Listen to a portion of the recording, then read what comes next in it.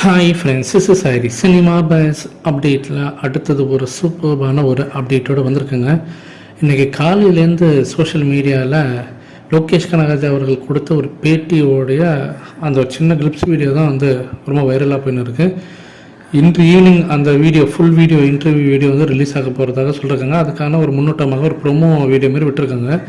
அதில் லோகேஷ் கனகராஜ் அவர் என்ன சொல்கிறாருன்னா, ரஜினி சார் கண்டிப்பாக விக்ரம் பண்ணவே கூடாது, அதே போல் கமல் சார் கண்டிப்பாக கூலி பண்ணவே கூடாது அப்படின்ற மாதிரி சொல்லிவிட்டு ஒரு ஸ்மைல் பண்ணிவிட்டு அதுக்கப்புறம் சில விஷயங்கள்லாம் பேசுகிறத வந்து மியூட் பண்ணி காட்டுறாங்க. கண்டிப்பாக ஏதோ தாறுமாறாக கூலி படத்தோடைய மெகா அப்டேட் கண்டிப்பாக இன்றைக்கி ஈவினிங் இருக்குது. அந்த ரொம்ப பார்க்கும் போது நம்ம கூஸ் பம்ஸாக தான் இருக்குது. இன்னும் ஃபுல் இன்டர்வியூ இன்றைக்கி ஈவினிங் ரிலீஸ் ஆகிடும் போல யூடியூப் சேனலில். வெயிட் பண்ணி பார்ப்போம் கண்டிப்பாக. இந்த நிலையில் ஒரு முக்கியமான ஒரு தகவல் என்ன கசிஞ்சிருக்குனாக்கா, கூலி படத்துலேயே வந்து கமல் சார் நடிக்க வேண்டியதாக இருந்திருக்கு.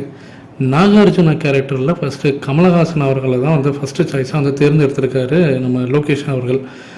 அதே போல் கமலஹாசன் அவர்கள் வந்து ரஜினி சார் வச்சு ஒரு படம் பண்ணணும்னு சொல்லிட்டு ரொம்ப நாள் அவரும் ட்ரை பண்ணியிருக்காரு. அவரோட ராஜகமல் ஃபிலிம்ஸில் ரஜினி சார் உள்ளே கொண்டு வரணும்னு சொல்லிட்டு ஏகப்பட்ட விஷயங்கள் பேசியிருந்தாங்க. ஆனால் அதுக்கப்புறமேட்டா அதை அப்படியே கைவிட்டுட்டாங்க. அப்புறமேட்டா ரஜினி சார் வந்து கொஞ்சம் தவிர்த்துக்கிட்டே வந்திருந்தார். கொரோனாக்கு முன்னாடியே அவர் ட்ரை பண்ணார். அப்புறமேட்டா சன் பிக்சர்ஸுக்கு படம் பண்ணார். சன் பிக்சர்ஸ் கூலி படத்தை வந்து ரஜினி சார் வந்து ரெடி பண்ணிட்டாரு. அதில் வந்து லோகேஷ் கனகராஜ் வந்து கமலஹாசனை உள்ளே கொண்டு வரதுக்கு ட்ரை பண்ணுறாரு அப்படின்னு மாதிரி கேள்விப்பட்டோன்னே சன் பிக்சர்ஸ் உள்ளே வந்து இல்லை நாங்கள் இந்த படத்தை பண்ணுறோம், ரஜினி சாருக்கு நீங்கள் இது தரணும் வேறாம் அப்படின்னு சொல்லிட்டு அப்படியே பார்த்தீங்கன்னாக்கா டேக் ஓவர் பண்ணிட்டாங்க சன் பிக்சர்ஸ். நாகார்ஜுனா பண்ண வேண்டிய கேரக்டர் ஆக்சுவலாக பார்த்தீங்கன்னா கமலஹாசன் பண்ண வேண்டியதான், அதாவது வில்லன் ரோல் அவர் வந்து பண்ண வேண்டியதாக இருந்திருக்கு. அது ரஜினி சார் கொஞ்சம் தயங்கினது. இதெல்லாம் வந்து நான் ஏற்கனவே நான் பேசியிருந்தேன். ஆனால் இது வந்து கூலி படத்துக்கு தான் அது நடந்திருக்கு அப்படின்றது இப்போ தான் நமக்கு தெரிய வருது. ஸோ ஏற்கனவே வந்து ரஜினி சார் ஹீரோவாகவும் கமலஹாசன் வில்லனாகவும் பண்ணுற மாதிரி இருந்துரு அப்படின்ற மாதிரி நம்ம பேசியிருந்தோம்.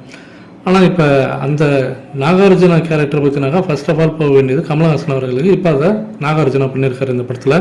ஆக்சுவலாக ரஜினி சார் வந்து இந்த படம் பண்ணாததுக்கு, அதாவது கமலஹாசனோட ப்ரொடக்ஷனில் பண்ணாததுக்கு 2 ரீசனுக்கு. ஒன்று வந்து தன்னுடைய நண்பர்கிட்ட வந்து அதிகமாக சம்பளம் கேட்க முடியாது ஒன்று. ரெண்டாவது, நாம் ஹீரோ நடிச்சுட்டு அவர் வில்லனாக நடித்தா அது சரி வராது.